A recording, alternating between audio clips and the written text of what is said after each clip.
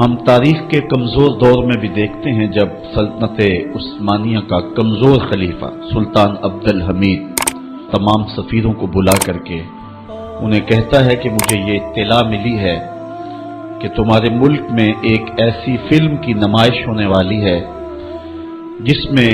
پیغمبر رحمت صلی اللہ علیہ وسلم کی توہین اور تنقیص کے پہلو نکلتے ہیں۔ تو انہوں نے کہا کہ ہم اس کا کل جواب دیں گے۔ تو اگلے دن انہوں نے دربار میں حاضر ہو کر کے کہا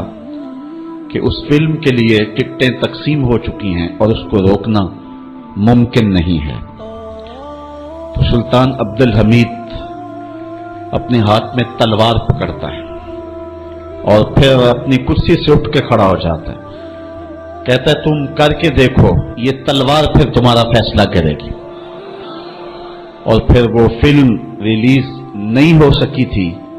یہ میں آپ کو اسلام کے طاقتور دور کی کہانی نہیں سنا رہا، سلطنت عثمانیہ کا کمزور ترین خلیفہ یہ سلطان عبد الحمید کی کہانی ہے۔ درس قرآن کے بعد میں ایک دوسری جگہ درس قرآن پہ جا رہا تھا تو میں نے ایک تنگ گلی میں دیکھا کہ ایک بوڑھا شخص تھا جس کی عمر کوئی 80 سال کے قریب ہوگی۔ اس کا حلیہ بھی نہیں بتا رہا تھا کہ وہ کوئی مذہبی شخص ہے، اس کی وضاحت بھی ایسی تھی اور اس کا لباس بھی کچھ ایسا تھا، لیکن اپنے 10 یا 12 سال کے پوتے کو اس نے بٹھایا تھا موٹر سائیکل پہ اور پیچھے خود بیٹھا ہوا تھا اور ہاتھ میں پلے کارڈ اٹھایا ہوا تھا، اس اوپر لکھا تھا کالی کملی والے تم پہ لاکھوں سلام۔ اور وہ گلیوں میں گھومتا تھا اور اس کی آنکھوں میں جو آنسو اور چمک تھی وہ بتا رہی تھی اور مغرب کو پیغام دے رہی تھی کہ ہم گناہگار ضرور ہو سکتے ہیں، محمد عربی کی چوکھٹ کے غدار نہیں ہو سکتے ہیں۔ ہمارا سب سے قیمتی اثاثہ حضور علیہ الصلوۃ والسلام کی آبرو پہ قربانی دینا ہے اور یہ ہماری زندگی کی سعادت مندی ہے۔ امام مالک نے کہا تھا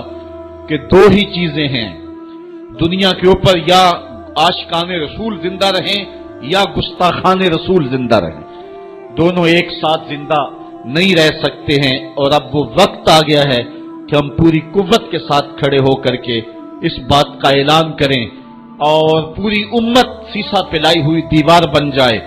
اور امت کا ایک ایک بچہ غازی علم الدین شہید بن جائے، غازی عامر چیمہ بن جائے، مغرب کی وادیاں بھی گونج اٹھے اور مشرق کے دیواروں در بھی گونج اٹھے اور جدھر ہی کان لگائیں میرے محمد عربی کے قصیدے ہی سنائی دیں۔ کائنات کا ایک ایک گوشہ حضور کے نام پہ قربان کرنے کا ہم عزم کریں اور پھر اس کی جو بھی قیمت ادا کرنی پڑے ہمارے لیے جو ہے وہ بالکل ادنا قیمت ہے۔ میرے امام نے کہا تھا آج بھی بریلی کی گلیوں سے صدا آتی ہے، کروں تیرے نام پہ جاں فدا، نہ ایک جاں 2 جہاں فدا، 2 جہاں سے بھی نہیں جی بھرا، کیا کروں کروڑوں جہاں نہیں۔ کہتے ہیں حضور میں آپ کے نام پہ جان وار دوں، پھر کہا ایک جان کیا میں سارا جہان وار دوں، اور پھر کہتے ہیں حضور 2 جہان وار کر کے بھی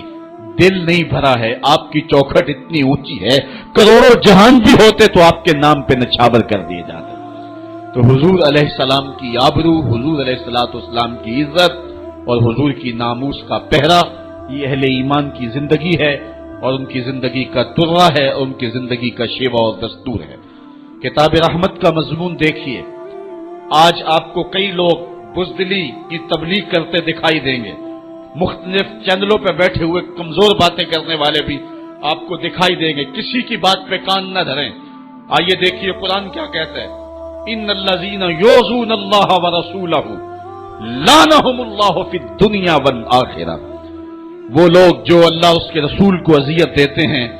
ان پر دنیا میں بھی لعنت ہے اور آخرت میں بھی لعنت، وَأَعَدَّ لَهُمْ عَذَابًا مُهِينًا، اللہ تعالیٰ فرماتا ہے ان کے لیے اللہ نے دردناک رسوا کر دینے والا عذاب تیار کر رکھا ہے۔ اور آگے چل کے یہی سورہ احزاب میں فرمایا ملعونین، وہ لوگ لعنتی ہیں، یہ قرآن ہے، ملعونین، اللہ کہہ رہا ہے یہ بدبخت لوگ پھٹکارے ہوئے ہیں، اینما سوکفو اوخذو وقتلوا تقتیلا، جہاں بھی پکڑے جائیں ان کو گن گن کے قتل کر دو۔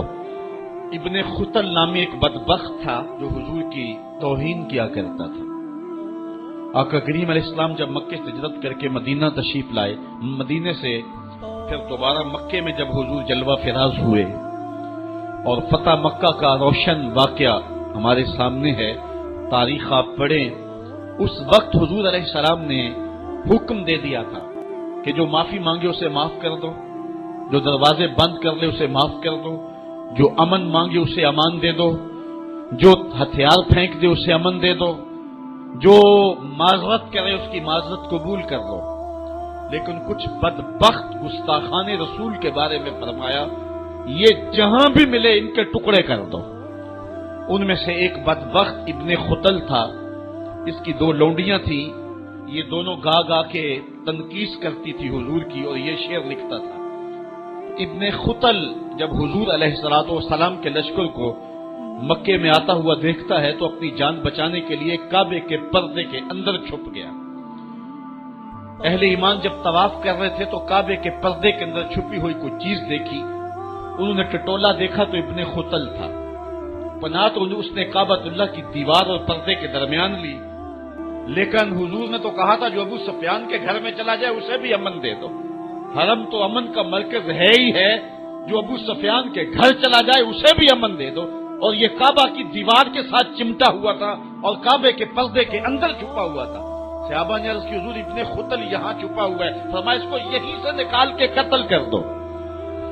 چاہے زمزم اور مقام ابراہیم کے درمیان جو جگہ ہے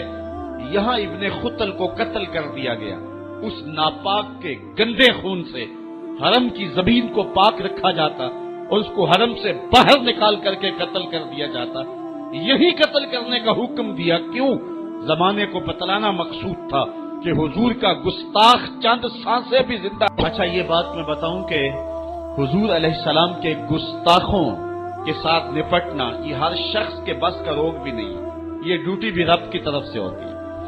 اور رسول اللہ جس کو پسند کریں اس کی ہی یہ ڈیوٹی لگاتے ہیں، ورنہ کس کے سینے میں یہ آرزو نہیں مچلتی؟ جب راجپال نے توہین کی تھی تو کون نہیں چاہتا تھا کہ اس کی گردن کاٹوں، لیکن سعادت مندی نصیب ہوئی تو غازی علم الدین شہید کو نصیب ہوئی۔ علامہ اقبال علیہ رحمہ نے کہا تھا جنازے میں کہ اسی گلاں ہی کرتے رہ گئے، ترکھانہ دا منڈا نمبر لے گیا۔ حضرت پیر جماعت علی شاہ رحمۃ اللہ تعالی علیہ نے کہا تھا غازی علم الدین کے جنازے پہ گردن جھکائے چل رہے تھے، آنکھوں میں آنسو تھے، 6 لاکھ لوگ حضرت غازی علم الدین کے جنازے میں شامل ہوا تھا۔ سید دیدار علی شاہ صاحب جب جنازہ پڑھانے کے لیے کھڑے ہوئے تو غش کھا کے گر پڑے، بعد میں جب اٹھے اور جنازہ پڑھایا تو کسی نے کہا حضرت آپ نے بڑے بڑے جنازے پڑھائے ہیں، کبھی یہ کیفیت آپ کی ہوئی نہیں ہے۔ فرمایا جنازے بڑے پڑھائے ہیں لیکن کبھی حضور کا دیدار نہیں ہوا ہے، آج پہلی بار یہ موقع ملا، ادھر جنازہ پڑھانے لگا، ادھر آمنہ کا لال بھی سامنے تھا۔